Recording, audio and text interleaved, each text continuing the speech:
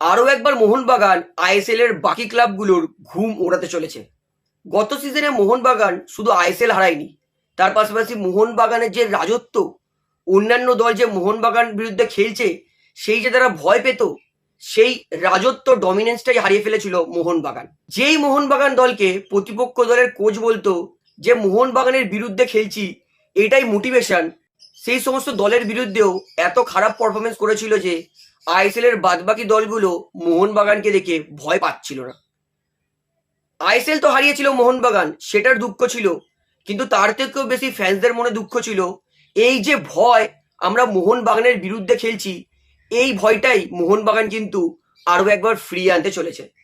কারণ মোহনবাগান যে সমস্ত ট্রান্সফার মার্কেটে প্লেয়ার সই করেছে, এর থেকে তো বোঝাই যাচ্ছে যে মোহনবাগান আরও একবার সেই নিজের ডমিনেন্স ফেরাতে চলেছে আইএসএল এ।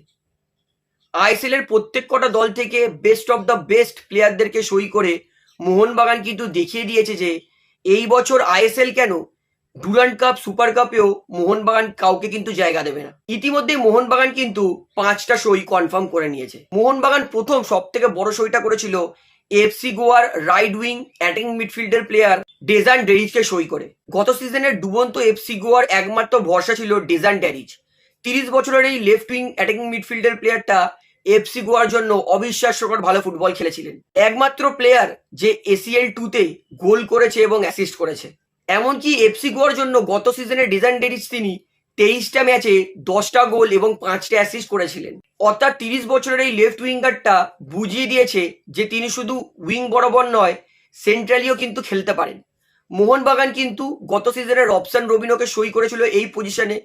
সব থেকে খারাপ সই আমি মনে করি যার জন্য মোহনবাগান গত সিজন চ্যাম্পিয়ন হতে পারেনি, সেটা হচ্ছে রবসান রবিনো। মোহনবাগান সেই ভুল আর করতে চাইছে না। ডেজান ডেরিচের জন্য 4,40,00,000 টাকার একটা হিউজ অ্যামাউন্ট খরচা করেছে, যাতে মোহনবাগান নিজের অ্যাটাকিং মিডফিল্ড এবং উইং পজিশনটা বেটার করতে পারে। অনায়াসেই বলতে পারি 27 বছরের এই সার্বিয়ান প্লেয়ার মোহনবাগান দলে আসায় কিন্তু মোহনবাগান অনেক অনেক অনেক লাভবান হবে। দ্বিতীয় যে প্লেয়ারকে মোহনবাগান সই করেছে সেটা হচ্ছে বসনিয়া ন্যাশনালিটির প্লেয়ার সামির জেলকোভিচ। সামির জেলকোভিচ তিনি অনেকটা কার্ল ম্যাকিউর মতো, দরকারে সেন্টার ব্যাক এবং ডিফেন্সিভ মিডফিল্ড দুই পজিশনেই খেলতে পারে।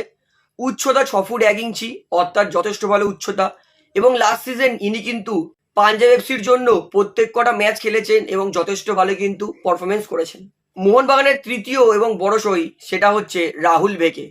রাহুল ভেকে বয়স তার 35 হলেও তিনি কিন্তু দেশের জন্য এবং বেঙ্গালুরু এফসির জন্য প্রত্যেক কটা ম্যাচ খেলেছেন। ফিটনেস নিয়ে রাহুল ভেকের কোনো সমস্যা নেই।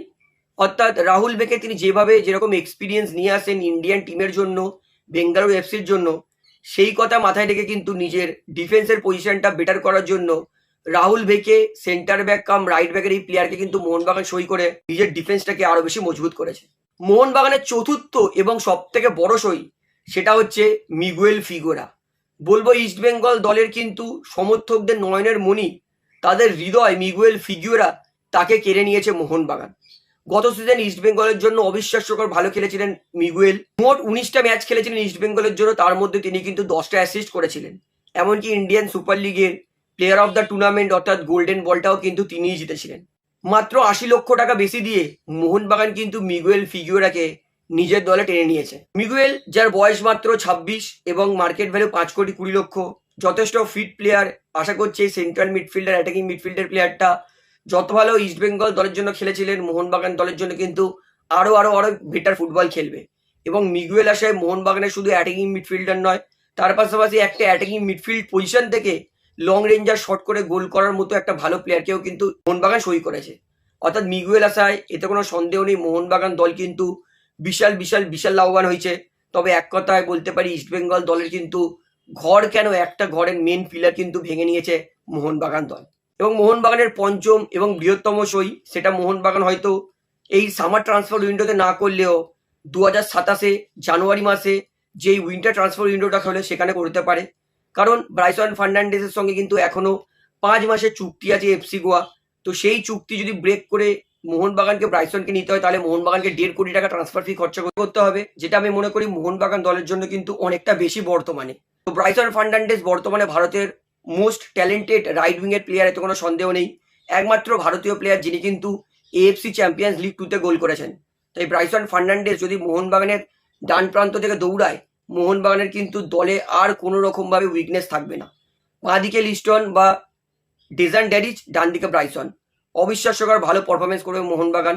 ব্রাইসন ফার্নান্ডেজ আসলে নো ডাউট মোহনবাগান কিন্তু আরও একবার ধরাছোঁয়ার বাইরে হয়ে যাবে। তো আমি মনে করি মোহনবাগান আপকামিং আইএসএলে সবার ঘুম ওড়ানোর জন্য কিন্তু এই 5টা সই যথেষ্ট ছিল।